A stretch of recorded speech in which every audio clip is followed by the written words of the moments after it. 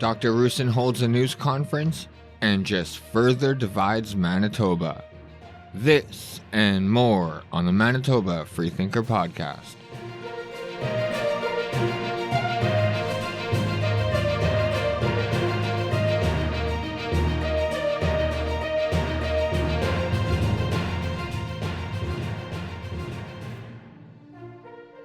Welcome back to another show, ladies and gentlemen. I hope you're having a wonderful day as always.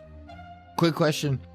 Do you feel that Manitoba is being divided into two classes, vaccinated and not vaccinated? Do you guys feel it in your day-to-day life, or do you feel like everyone is getting the same treatment? Let me know in the comments below. I can tell you personally that I don't feel the divide yet, but that's only because my friends and family don't judge based on whether or not I've had the vaccine, and in turn, I don't judge either. But I will be feeling the divide very shortly, as I was planning to attend the Winnipeg Blue Bombers, which as of now, I am not allowed to attend because I have not had the vaccine. So, and in the future, as more things open up, and my daughter wants to go places that I won't be able to attend due to me not being vaccinated, I'm sure I'm going to feel it. But Manitoba, let me know what you guys think. I want to hear from you. Do you guys feel the divide? And if you guys do feel the divide, do you guys think it's being done on purpose? Do you think that's the plan? Divide the unvaccinated Manitobans and shame them? Let me know in the comments below what you guys think. All right, Manitoba. Today, Dr. Roussin held a conference to give Manitobans an update on the COVID-19 situation. Our current 5-day test positivity rate is 3% provincially and 1.8% in Winnipeg. And there has been 2 deaths reported as of Friday. But before I do get into the news conference that was held today, I want to let you know that Manitoba has extended the province's state of emergency again. So from the news release from the Manitoba government website, province extends state of emergency. The Manitoba government is extending the state of emergency in efforts to continue to reduce the spread of COVID-19 and its variants. Infrastructure Minister Ron Schuler, minister responsible for the Manitoba Emergency Measures Organization, EMO, announced today. The extension goes into effect Monday, July 26 at 4 p.m. for a period of 30 days. Quote, as we continue towards our government's safe summer reopening plan to allow for fewer restrictions and further rebuild our economy, we need Manitobans to continue to follow the fundamentals and get vaccinated to ensure we keep a positive trajectory to a post-pandemic Manitoba, end quote, said Schuler. Manitoba's Emergency Measures Organization's provincial response team works with industry partners and experts to coordinate, collaborate, and communicate effectively in supporting the rollout of programs and services to assist in Manitoba's COVID-19 response strategy. EMO has been a critical player, including facilitating the province's overall response to personal protective equipment procurement and provision, developing the pandemic response system, ensuring alternative isolation accommodations were available, and advising and coordinating the enforcement of public health orders under the state of emergency. The state of emergency was first declared on March 20, 2020 by the powers set out in Section 10(1) and 10(2) of the Emergency Measures Act. So there you go, Manitoba. Just so you know, we are, Manitoba did extend the state of emergency for another 30 days. So, just so you know, in case you didn't watch the news conference, once again, Dr. Roussin held it by himself, so Pallister wasn't there.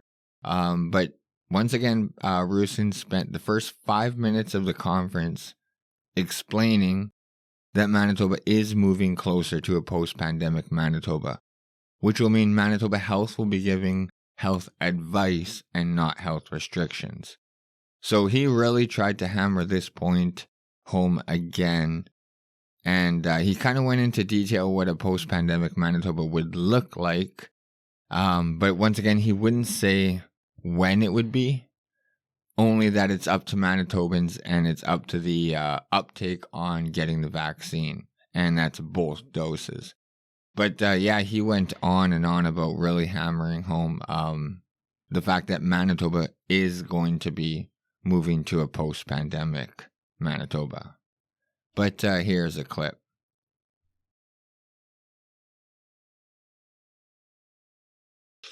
My recommendation is a strong one and clear, is that all eligible Manitobans should be vaccinated as soon as they become eligible, and that's 2 doses. We're getting more and more Manitobans vaccinated with each passing day, which means we're getting closer and closer to a post-pandemic Manitoba with each passing day. And again, in that post-pandemic Manitoba, this is going to be a Manitoba with public health guidelines rather than public health restrictions. This Manitoba will not be reporting cases daily of COVID-19, so we need to start adjusting and getting used to not hearing daily case counts on COVID-19. We know COVID-19 is going to still be with us in a post-pandemic Manitoba, but things like daily reports of test positivity, case counts, are just something that won't be part of a post-pandemic Manitoba. I need to get back to living with respiratory viruses. We know there will be a resurgence of influenza and RSV this fall as we, again, have more and more interactions as we move away from public health restrictions. So we're going to see respiratory illness. We're going to see a strain on the healthcare system like we do in respiratory virus season. But we have to get back to living with those viruses, taking precautions, still following public health guidance. There may be individuals who are more at risk or know people around them that are more at risk of severe disease. They may take extra cautions. But it will be up to us to follow public health guidance, to accept the level of risk that we may be personally willing to accept. But moving forward, again, we're moving away from public health restrictions, more to public health guidelines and recommendations. And so that clip was at the from the beginning of the news conference. And I have another clip I'm going to play, which is in response to a direct question when Manitoba will be moving to a post-pandemic Manitoba. So because throughout the conference, in typical Manitoba fashion, they're so vague on everything. So surprisingly enough, a reporter actually did ask when we will be moving to a post-pandemic Manitoba. And here is Dr. Roussin's response. Yeah, and this is really the path that we're on, and we're moving to that post-pandemic Manitoba. And again, to be clear, that's not a post-COVID Manitoba. We're going to see COVID for the years to come. It's just that we're going to move to a Manitoba without public health restrictions, more guidance, and less time spent reporting on COVID numbers because it's endemic rather than a pandemic. So when that actually occurs is not settled as of right now, but we're certainly ahead of schedule on reaching there. We've been ahead of schedule on our last 2 loosenings. We're going to be ahead of schedule on our next set of loosenings. And so we're certainly on that path, and that's where we're headed in the near future. So that was a clip at the end of the news conference. So basically from beginning to end, I just want to illustrate how vague Roussin is and how vague Manitoba has been throughout the whole pandemic.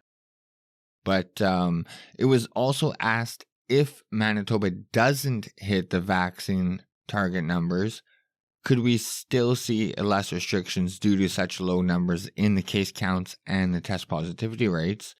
And in typical Manitoba fashion, Roussin would only respond with vaccines are the way out, and they look at a variety of factors more than just case counts and test positivity rates.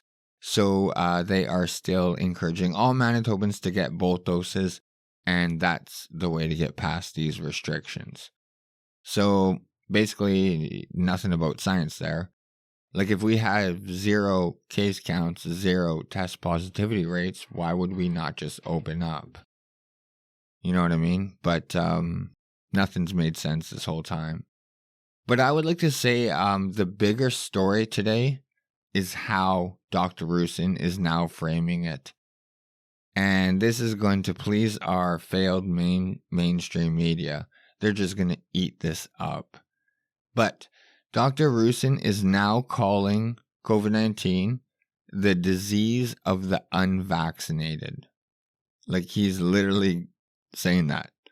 I guess this is the latest scare tactic that they're coming up with in an attempt to get more Manitobans to get vaccinated. I don't know.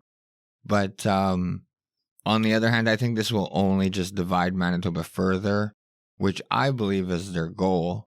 They're listening to our broken media, always crying against a reopening. And the little reopening that Manitoba has even had compared to other regions with far less vaccine rates. But I just feel like the government at this time feel that they can't get Manitobans on board with getting vaccinated at the rate that they want and at the speed that they want. So they're now just leaning towards having the public shame non-vaccinated people. You know, like, they already gave more rights to those Manitobans who are double vaxxed, and it still didn't increase their numbers fast enough.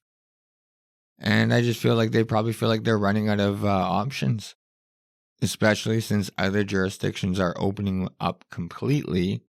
And once that happens, I think that our vaccine uptake will slow down again. But one thing the government knows that they can rely on is our broken media. So they're just, our mainstream media is just going to parrot this fact that this is the disease of the unvaccinated. And they're going to either try and scare or shame Manitobans into getting vaccinated. And the government's going to plant the seed and then step back and let just Manitobans and businesses do their dirty work, like I've been saying like weeks ago. But like I said, our mainstream media is going to eat this up. The Winnipeg Free Press put out an article titled "One Size Should Not Fit All," and referring to the fact that some regions in Manitoba have a low vaccine rate, somewhere in the 20 percentile. And the author of the article was making the claim that what he says is based on science. We should have a regional reopening plan and keep regions with low vaccine rates closed instead of using the province-wide target. So this is just like, I'm just like saying, like, this is the beginning of the divide in Manitoba that's already been started. Like, first of all, there's no science in that claim of a regional reopening. And there's definitely no science in the article. I did read it. I would read it to you guys. But the Free Press put it behind a paywall now. And there's no fucking way I'm paying for that shit. So I can't read it to you guys. But there was no science in that claim. They just said we need a science-based regional reopening plan. So, like, these people have no concept of how the real world works. They just live in their bubble and they sit behind a keyboard all day and just complain. That's it. They don't get out there like journalists used to, and they don't travel due to their job like a shit ton of Manitobans do. And not just for job, for family, for a variety of reasons. So it's so obvious a regional reopening wouldn't work. And it wouldn't be based on science. It would just be a form of punishment, and that's all. Everyone knows it. Just our mainstream media don't have the balls to come out and say it. They want it to happen. They want to punish Manitobans who are not vaccinated. and punish regions with low vaccination uptake. But like I said, they just don't have the balls to come out and say it. But yeah, so that was an article from the Free Press that came out over the weekend. But in no shocker to anyone, during the news conference, it was brought up again. And it was asked why not have a regional reopening due to low vaccine rates in some regions. And just, teeing up Roussin to shame Manitobans who haven't yet gotten the vaccine. So in typical Manitoba fashion, without giving any relevant information, Roussin said that nothing is off the table and they still could have regional reopenings, just giving the soundbite that our media needs in order for them to sleep at night. So, but I mean, at the same time, I do believe him where Manitoba is taking nothing off the table. Despite a province next to us is, not even going to require masks. But it's pretty clear that the first 5 minutes of Roussin going on and on and on about a post-pandemic Manitoba, again, for like the fourth time, for like the fourth news conference, it's all just for our media, they're not going to be able to deal with this. So it's like they're just like letting them know, prepare for this. They're going to have to find another way to scare Manitobans into clicks on their shitty articles. But this messaging, like the first 5 minutes of going on and on and on about a post-pandemic Manitoba, is definitely for the vaccinated Manitobans. Because the Manitobans who aren't already vaccinated, they've already moved on to a post-pandemic Manitoba. They're not scared. You know what I mean? So they're mentally, they're already there. They're just waiting for it to be legally.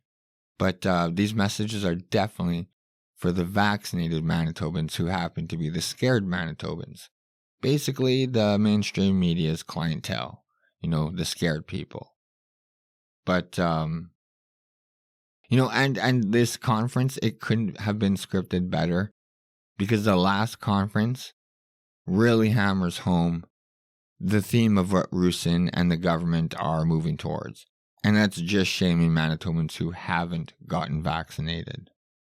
So it was asked, since there doesn't seem to be a move for the province to mandate teachers to get vaccinated, like fucking thank God there's no mandate.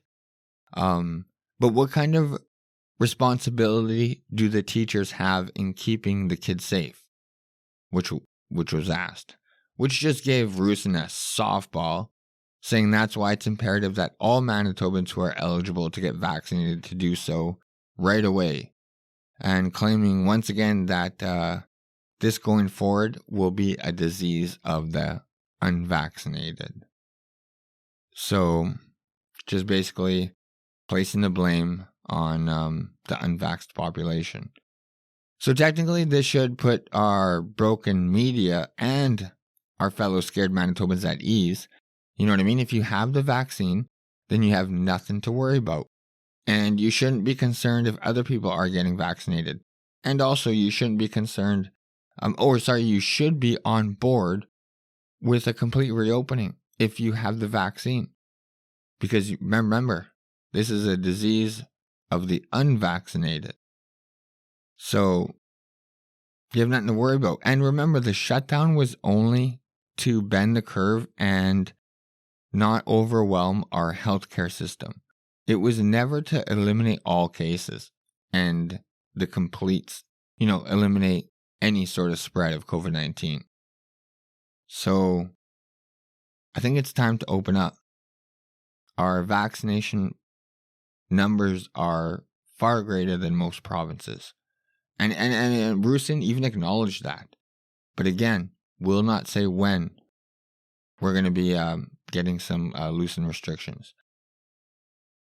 But you know what? I do find it odd that the people most worried about COVID are the people who are already fully vaccinated.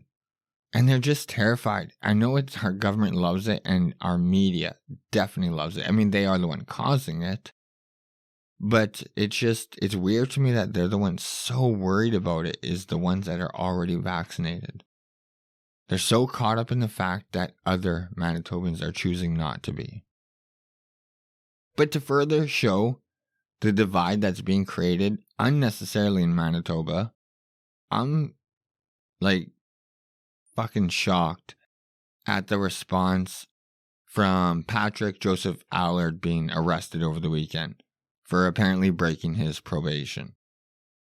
And literally, this all stems from a Facebook post. A Facebook post.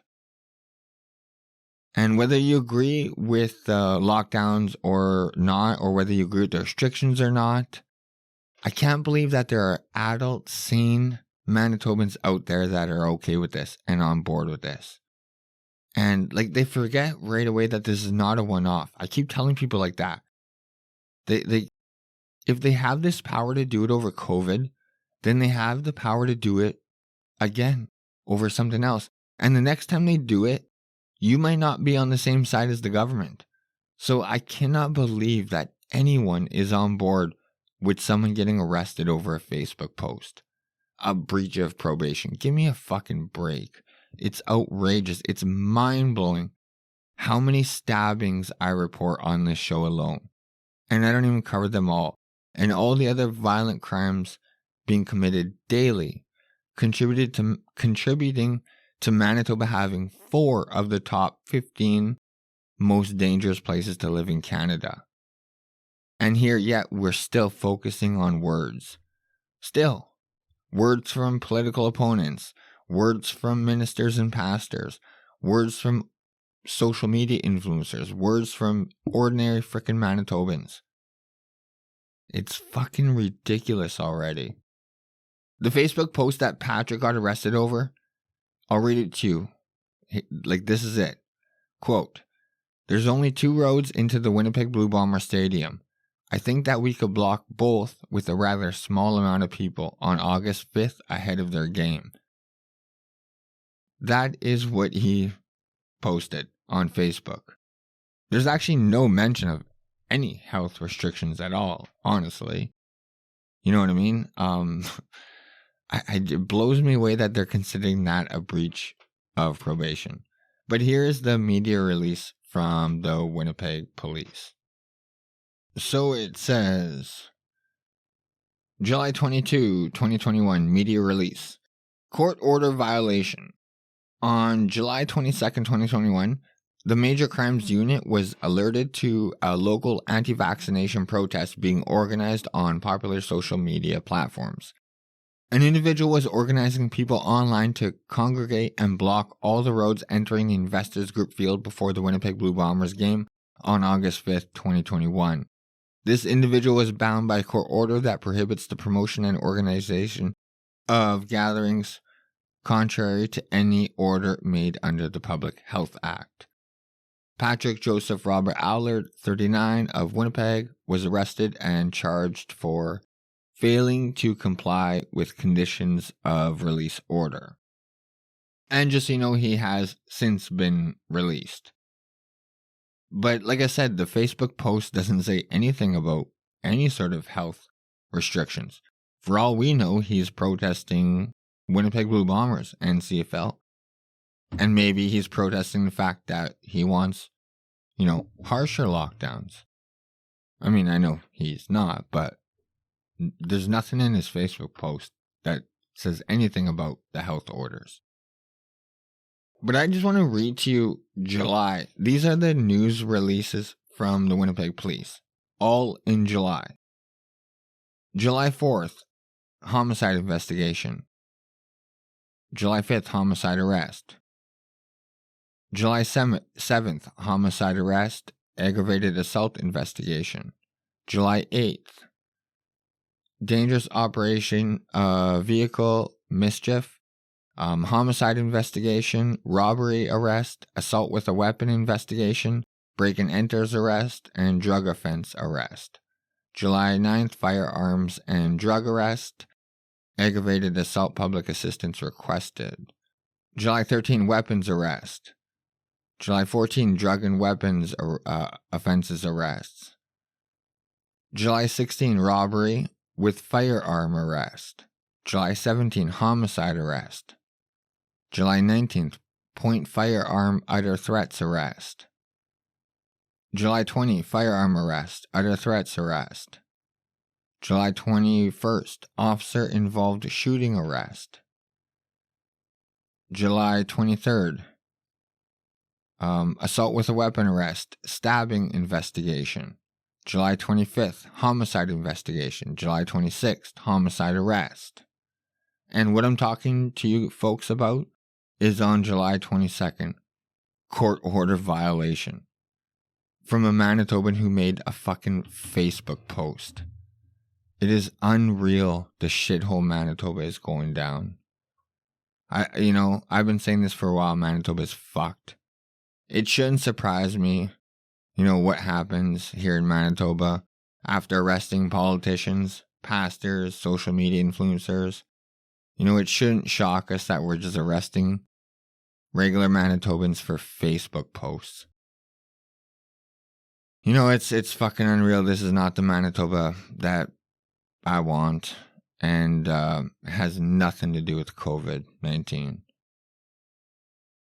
We're going down a bad path, I think. We're going down a two-class divided Manitoba that I don't think is the right way to go. I think it's going to be harder to come out. But I do want to shout out to all the people that are going to the Human Rights Museum tomorrow. And they're going to try and get in, I believe, with no vaccine.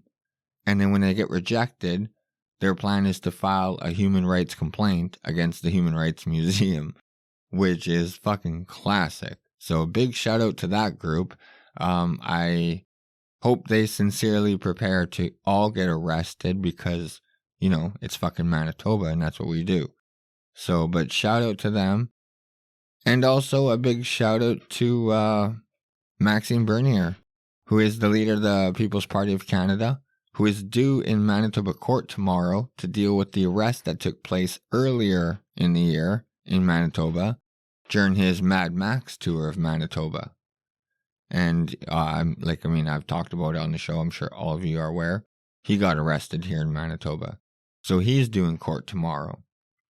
So I want to shout out to him as well. But Manitoba, that is the state of Manitoba we are living in. It's unfucking real. But I will say one thing. Dr. Roussin did say that next week we're going to find out some loosening. We're going to find out our next set of health orders. So we're going to have to wait until then to find out what's next. But either way, Manitoba, this is not going to be solved with one news conference. We are going down a negative road, in my opinion. And it's going to take some serious leadership to get out of it. And Pallister is not capable of it. But Manitoba, that is going to do it for today's show. I want to thank you so much for tuning in to another episode. Please like, share, subscribe, do all that good stuff that helps out the show. It really does help. And comment. Let me know what you guys think. If you want to follow me, you could follow me on Twitter at mbfreethinker, Facebook, Manitoba Freethinker, and I'm on most podcast platforms, but you can just go to my website, mbfreethinker.wordpress.com, and you can get all the links to all my episodes. So yeah, like I said, Manitoba, thank you so much for tuning into another episode. A special shout out to my daughter who is turning 15 tomorrow. I love you so much, kiddo. Super proud of the young lady you're turning out to be. So I love you lots. Love you with all my heart, kiddo. Happy birthday. Okay, Manitoba, thank you so much. I'll catch you guys in a couple days. Bye.